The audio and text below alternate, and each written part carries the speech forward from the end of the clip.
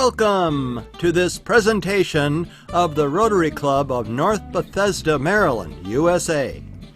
Our club was established in 1974.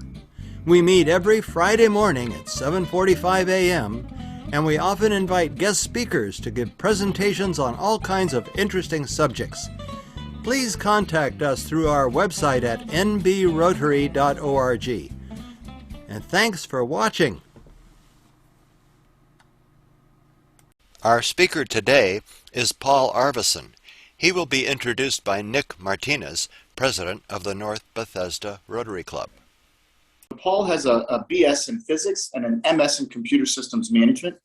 He served as a civilian employee in the Navy, where he conducted research projects in acoustics and oceanography. Later, he worked as a technology contractor for various government agencies. In 1998, Paul co-founded a strategic management consulting firm. Paul has always had an interest in energy and environmental issues. In his retirement, he decided to focus his efforts on solar cookers, which is not a crowded field. He joined a small local nonprofit called Solar Household Energy, which has been developing solar cookers and managing field projects for over 20 years all around the world. Paul's work is focused on the more technical aspects of solar cookers, testing and research. This work has expanded his awareness of the needs of cooks, who are mostly women, to have better alternatives. Paul joined North Bethesda Rotary Club in 2017. We're all very thankful for that, and currently serves to support the Zoom meetings and videos. And boy, Paul, I mean, I've said it before, but there's no way we could hold those in-person meetings without you. So thank you for what you do for North Bethesda. I'm very excited to hear about solar cookers today. The floor is yours. Okay, Nick, thank you. Thank you all for your interest in this kind of offbeat topic, and I'm hoping that it can become more widely known. So I have some slides to share with you, and let's see, I'll see if I can go ahead and start that now. Here. Okay. Okay, so can you all see that first slide? Yeah. Yes. Okay, so I just wanted to share a little bit about my background, my story on this, and then some stories that from some other people that I've worked with in solar cooking. We call it solar thermal cooking because it's not, there's no PV, no electrical devices. It's just basically a reflector and on a black pot in various designs. So I'm going to share a little bit about what they look like and how they work and so forth. So People are talking about what to do. So I got into this after I retired from a few Solar projects. And my background, as Nick mentioned, is in physics and technical research. So I thought I hear somebody else talking in the background. Maybe you could mute. Yeah, Sam Goldberg, if you could just mute your mic, that'd be great. Thank you. So when I retired, I wanted to devote some time to a field that wasn't so crowded. Like there's a lot of people working on water projects and drilling wells and things like that for poor people around the world. But I decided to get into solar cooking, and I joined the board of this local organization, Solar Household Energy. Here are some of my colleagues that we met together a couple of years ago for our board meetings. And then in December, just this last December, a friend of mine, Vijay Kautha, introduced me to Chris Puttock, who leads the Environmental Sustainability Rotary Action Group, SRAG. And he is the leader for this, for Rotary International around the world.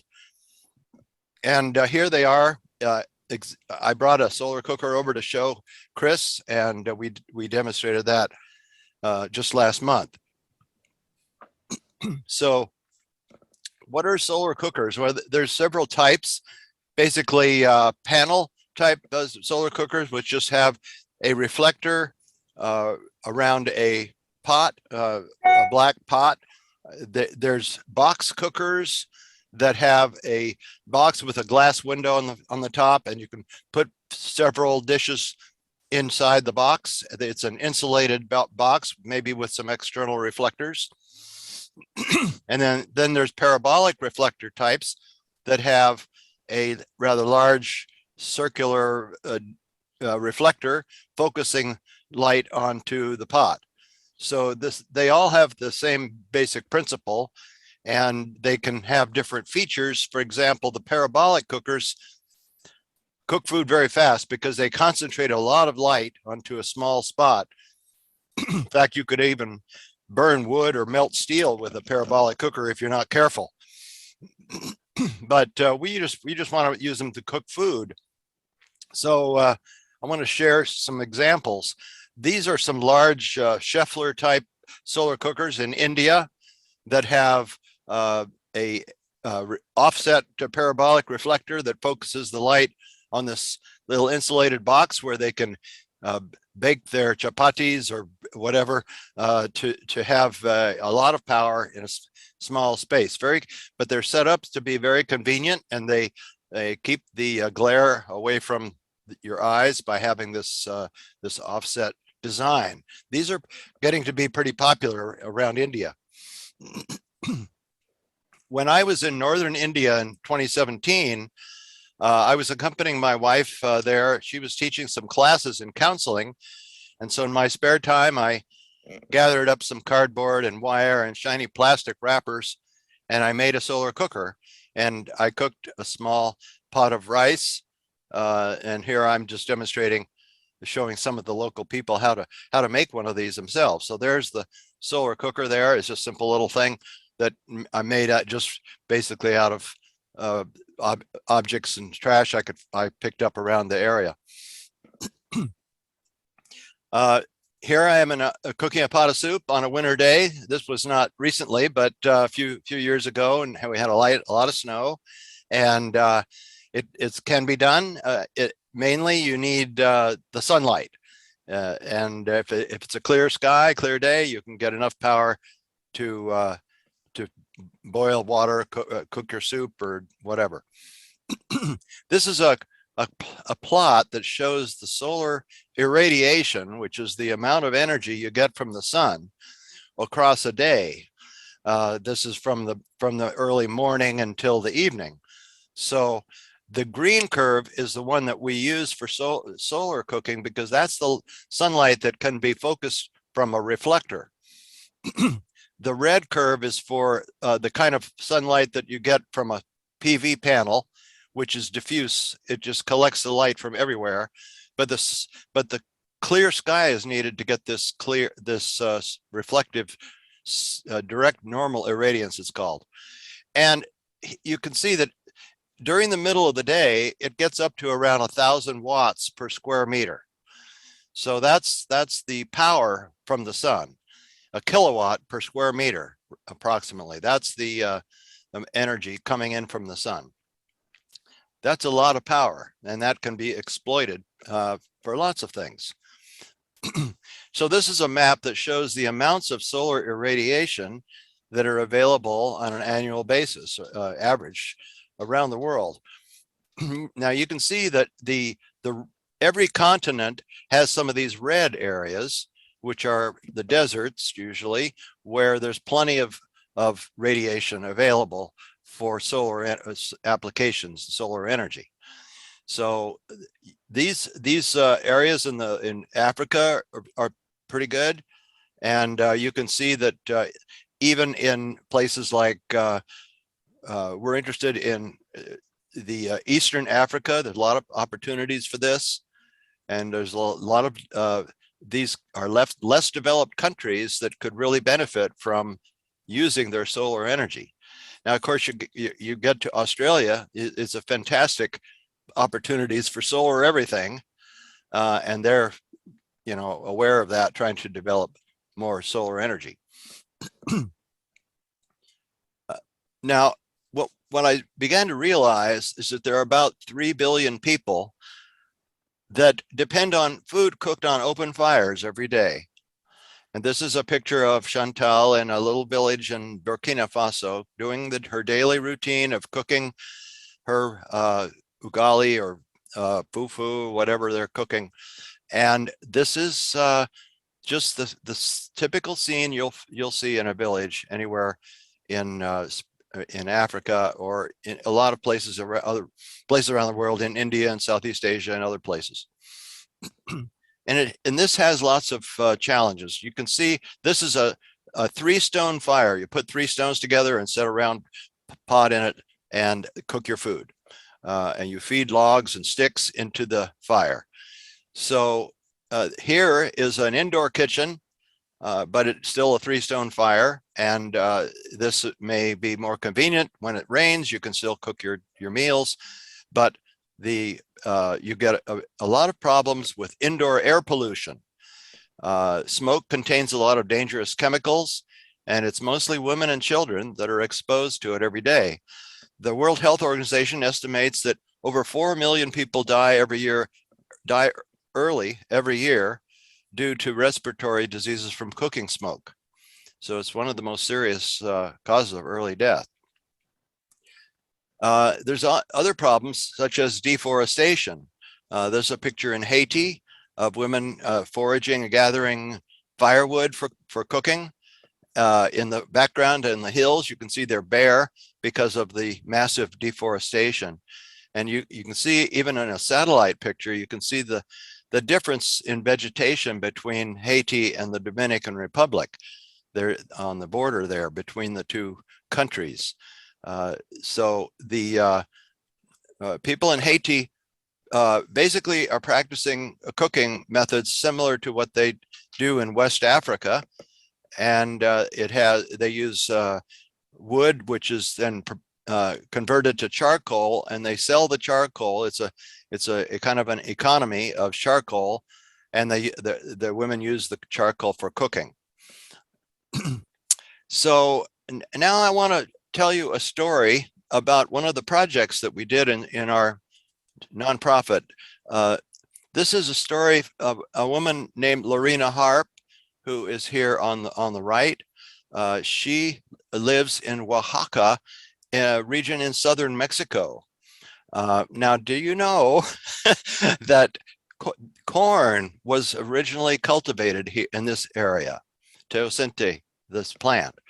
And this region also gave us tomatoes, potatoes, chocolate, vanilla, and many kinds of peppers. So the women here know a lot about cooking good food. And here is Lorena has been doing this on her own for a while, and we connected with her to develop a project where she became an ambassador for solar cooking. So our executive director here is Sophie Liman. She organized this ambassador project in Oaxaca, and here she's demonstrating a parabolic solar cooker for a group of friends. So in Mexico, we distributed solar cookers to several people, women in the area, and subsidized her to get started with a business. So we're trying to turn this into a profitable business for her, to see if this could be sustainable. So this is the way it got started. And after a period of time, a lot of women adopted this, started trying this out.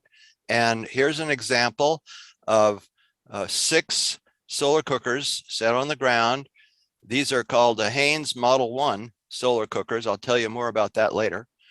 And these women are cooking their main meal in the middle of the day. And while they're doing that, they're just cooking while they're cooking the food, there's no work to do. So the women just relax in the shade of a tree and socialize. So there you have women cooking food for 6 families. That's what it looks like. Now they put together a little video to demonstrate their results, and I'm going to see if I can play this video.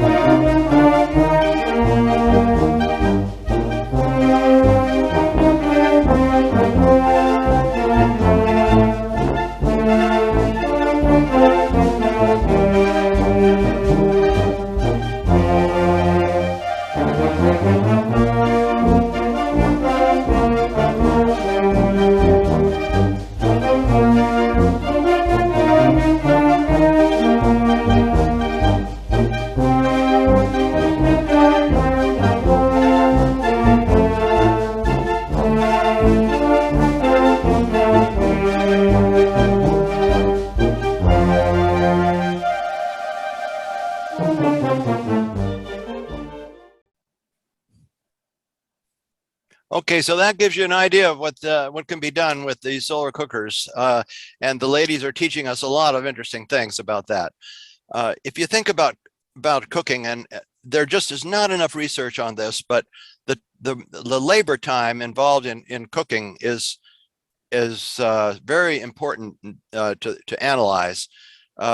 In traditional cooking around the world, you have to think about the harvesting, the food preparation from agriculture.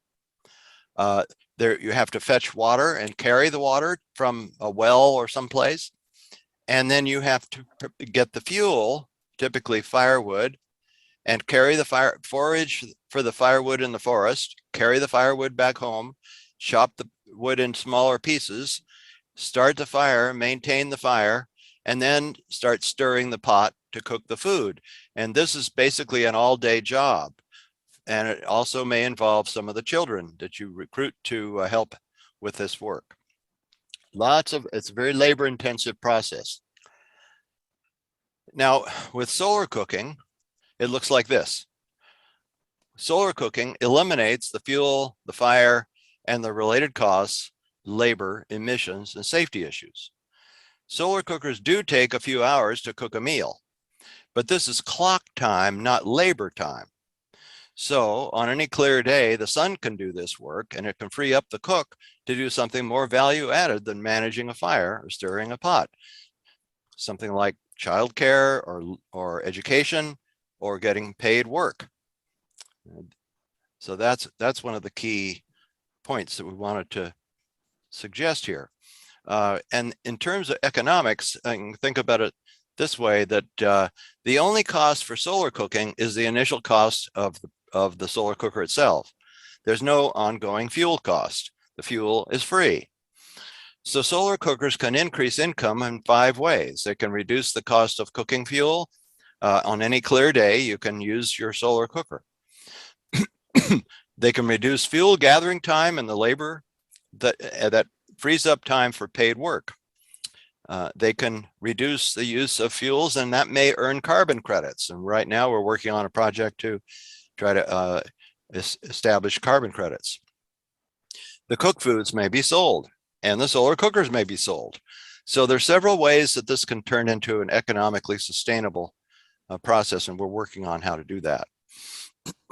Just to summarize the benefits from solar cooking, here's a slide I've kind of put together to show how it ripples out into many different benefits in an environment, in a culture. For example, using solar cooking means it's safer. There's no risk of burns, so it helps with child safety. The lack of respiratory problems, it improves child health and maternal health. These things allow children to have more time for education, and that leads to economic development. Reduced deforestation means less habitat loss, more species are saved, more animals living in the forest. Reduced climate change.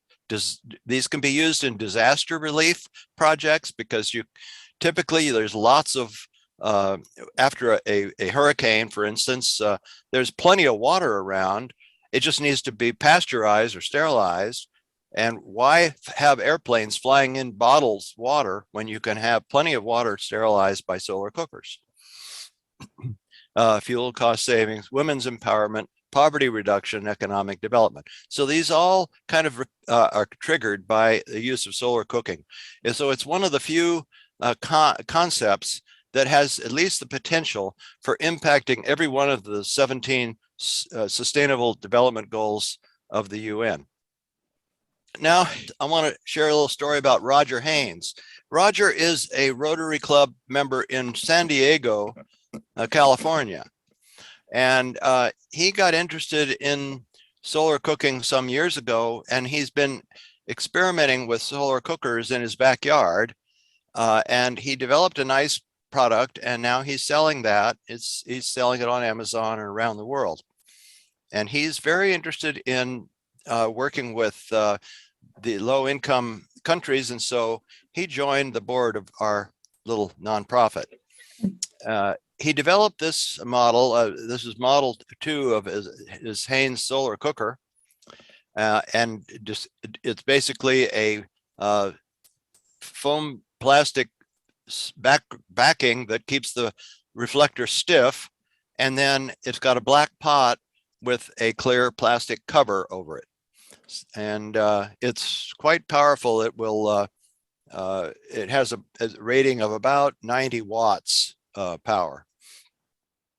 He's recently developed improvement to have stacked pots, so you can have 2 different kinds of food cooked at once, like rice and beans or vegetables, different things. So this is a new model improvement he's making.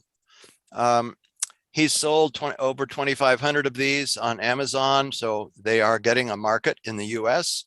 There's a lot of preppers and independent people that want to be off the grid, and they like to have these devices. He's also developed a way that the reflector can be folded up and it becomes an insulated heat retaining basket so that you can keep the food hot until dinner time.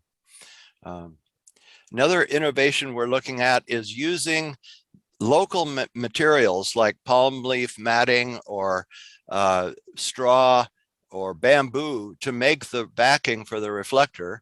And the only plastic material you need is this shiny reflective film, which is everywhere. It's like candy wrappers or potato chip bags, this kind of material. And so that and a clear cover will give you an effective solar cooker. So we have been doing some Rotary projects, or Roger Haines has.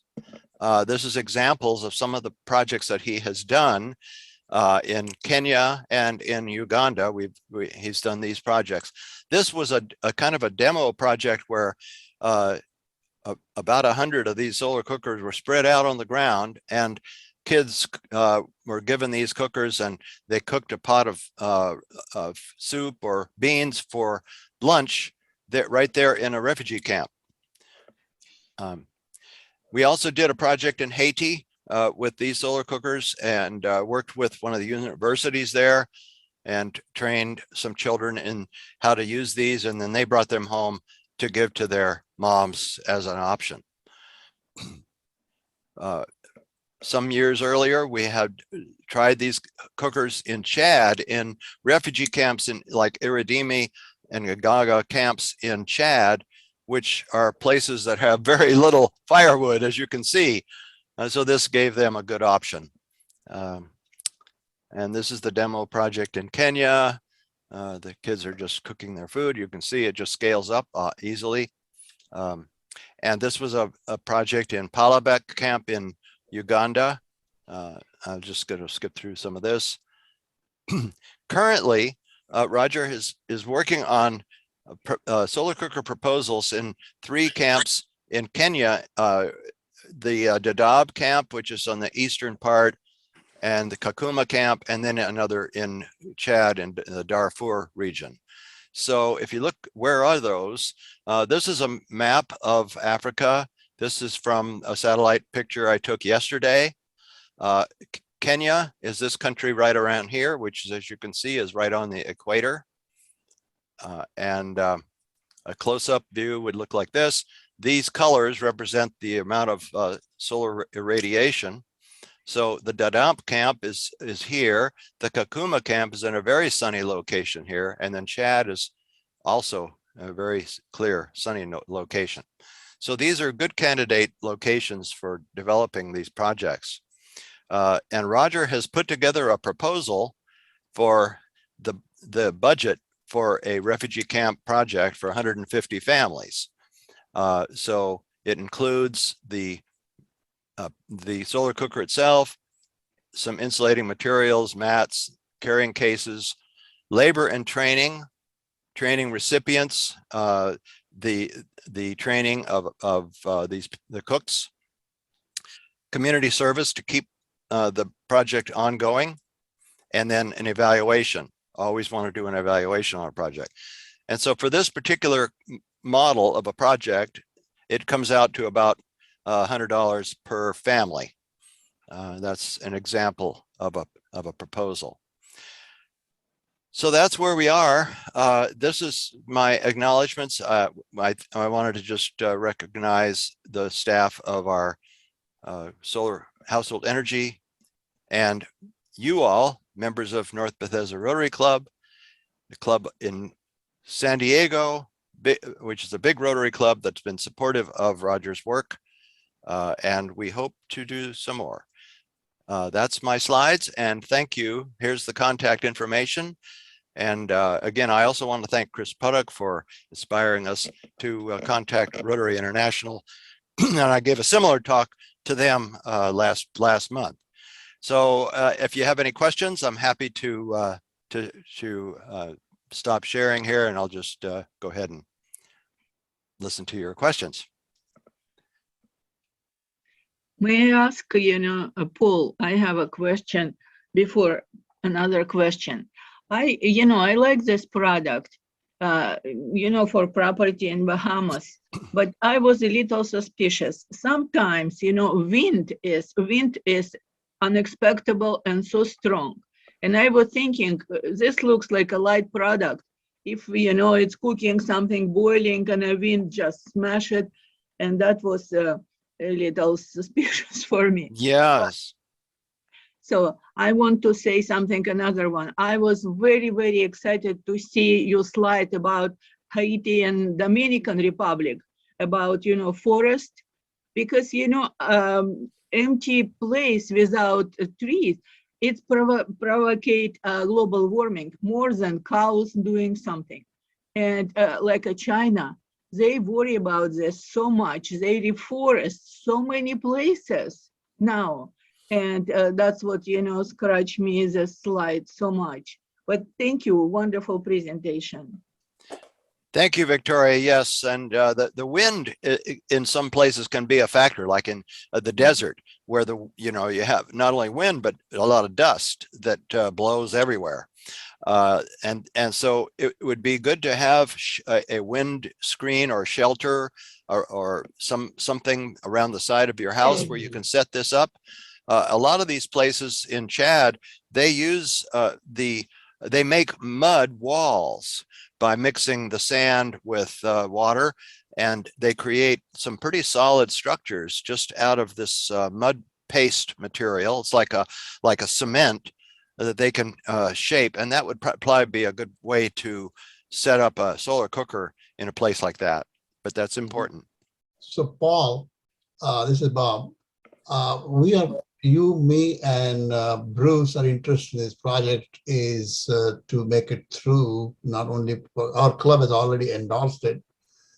So the next is to see whether we can work with the people in the district level and at the national level, at the Rotary International. Yes, and so we need to work on it very quickly so we can get this thing done. Bob, thank you. Yes, and I really appreciate your endorsement of this, and that's really important for our club to back this up. And I actually gave a similar talk last week at the Greenbelt Rotary Club, and I've also given this talk at the club in Columbia, Maryland.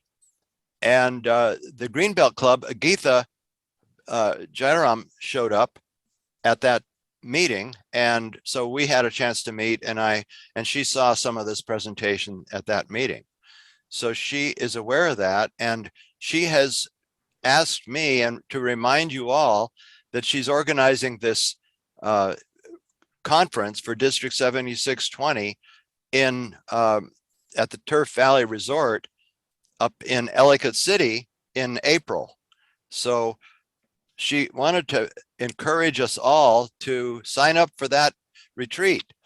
It means staying overnight in the hotel there, but it's a luxury facility, and it would be a great event. So she's going to have a showcase of some of these proposals, and I want to be there and set up a table and show this to the rest of the clubs in our district. So I encourage you all to sign up for that. I think I sent around a notification about that earlier. but that would be a great way for us to raise the visibility and get the support we need for this. So thank you. I bought one of those cookers and look forward to when I get to West Virginia using it. Good. I really applaud you for this effort. This is great. This is really great. I'm glad the club is getting behind it, and it's an innovative way of saving money and saving the earth. I mean, it's a win-win situation here if we can get more people using the energy from the sun. Thank you, Ken. Why do you have to wait till you go to West Virginia? Why can't you do it in Maryland? I don't think it would be the kind of thing that would work out here in Leisure World. Well, let me just stop there and say we're a little bit over time. Paul, thank you for a wonderful presentation. I found that incredibly interesting. Yep, absolutely applause everywhere. I had no idea that what was it, 1 square meter of sunshine is a kilowatt of energy. That's astonishing power. I had no idea. It is. Anyway, I have more questions, and I know you guys probably do, but I just want to make just sort of end the meeting, officially end the meeting, and say thank you. Go forth, be good Rotarians, have a good day, try to make a difference in your community, in your world, represent the club very well.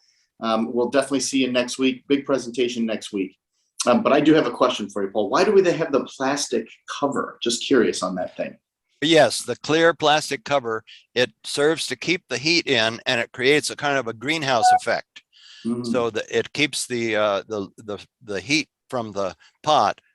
That looks clear to us, but in infrared light, where the heat's coming out, it's black, it's opaque, and so it stops the light from getting out, and it captures that light and keeps it around the pot. So that's important. Yes, it's plastic, but it's not a lot of plastic. It's a pretty thin surface, and that makes it more efficient. Hey, Paul, I have a question. What's the, I don't know what the word is, you know, there are a lot of days when it's sort of sunny, you're not sure it's sunny, or it's a little sunny. Is there any day where you're not sure? I mean, how do you, particularly if you're dependent on the solar cooker for meals, and it's the decision about whether to burn wood or do the solar cooker. I mean, how predictable can you be in these areas where you think there's enough sun to do any cooking in any reasonable amount of time? Right. Good question. If we were to set this up in a place like in Kenya, I think what we would need to do is have the people take a look at the satellite map and get some forecast for the day, see how it's going to look, and then determine whether they use their traditional method or they can use the solar method. That would be fairly, because the forecast for a 24-hour forecast are pretty accurate anywhere in the world. So we could do that. These people have access to a satellite picture? Yeah, well, you know, you could, if you're in a refugee camp, they have the internet and they can use it for that kind of information. Yeah. Interesting. People have cell phones all over Africa, so they can get access to the forecast. Paul, what would you do in a place that has largely overcast skies, like Northern Europe or something like that? Would this will not work. In a place like Seattle? No, there's two challenges, two problems or limitations of solar cooking: clouds and darkness. Okay. Right. Can't do it at night. Right.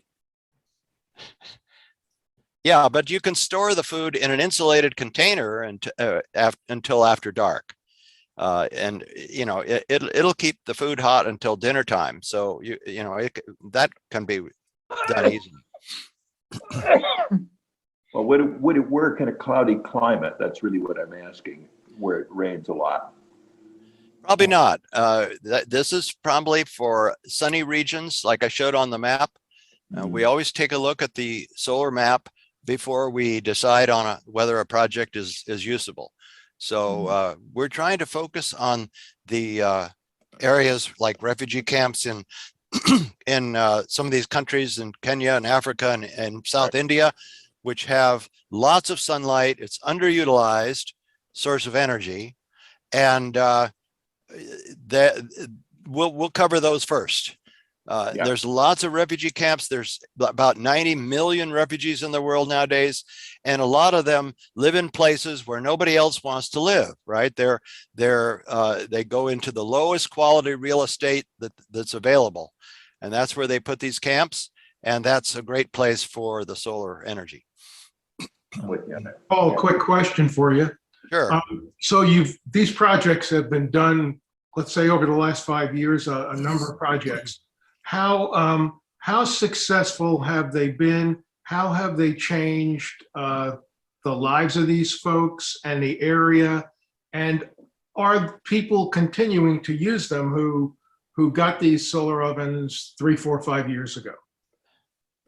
That's a very good question, Joe. And that's something that we also ask, because quite often people will get enthusiastic and start a project, but they don't do a good evaluation. So we don't get the answers. And so this is something that it's a challenge. We're trying to work on getting those kind of answers from these projects. People tend to run out of money and they're not able to go back and do the funding. And then we had the pandemic that came along. So we're not able to go back and see how the projects we started are still continuing. So it's an ongoing struggle just to get the answers on that. We do know that, for instance, with Lorena down in Oaxaca, they are still using those solar cookers. They're very happy with it, and they give testimonials. And so we know there are some successes, but there's one of the keys to that is having someone that lives there to help encourage people and coach them and help sustain the effort. Yeah. So Paul, have you looked into either the USAID, which is a big promoter of these kind of things, and the second, the World Bank, because they would be interested. I'm pretty sure the USAID very much would be interested in spreading this, this particular technology. Yes, back in about 2005, the Solar Household Energy nonprofit won an award for the solar cooker design from the World Bank. Mm-hmm. And so they recognized the potential for this. And we've also given presentation at USAID, and we ran into a gatekeeper who didn't like solar cookers. And so that was the end of that. So, it just depends on people. The challenge there's two main challenges with this. One is the acceptance by the end user in the low income area. And the other is the awareness in the developed country where you want to promote it. There's very, very little awareness of this. How many of you have seen solar cookers before, so people don't believe it, or they don't get it. So they don't want to fund it. So that's the challenges that we are always facing. Anyway, I am a member of your club, so I'll be happy to answer questions anytime, next week, or write me an email anytime. I'd be happy to continue to answer all your questions. You've got good, tough questions. These are the same kind of questions that we wrestle with a lot, and we are struggling to get this going. So I think that the key is to get our project written up and move it forward. Right. So it's Bob, again, thank you for the encouragement, and I'm hoping that we will. There's opportunities here, and as I say, many clubs are already interested in this, so I think we have a good shot at it. Okay, thank you. Okay, thank you all for watching. Good presentation. Have a good week. You too, everyone. Bye-bye. Bye now. Bye. Good week, everybody. Bye-bye, everybody.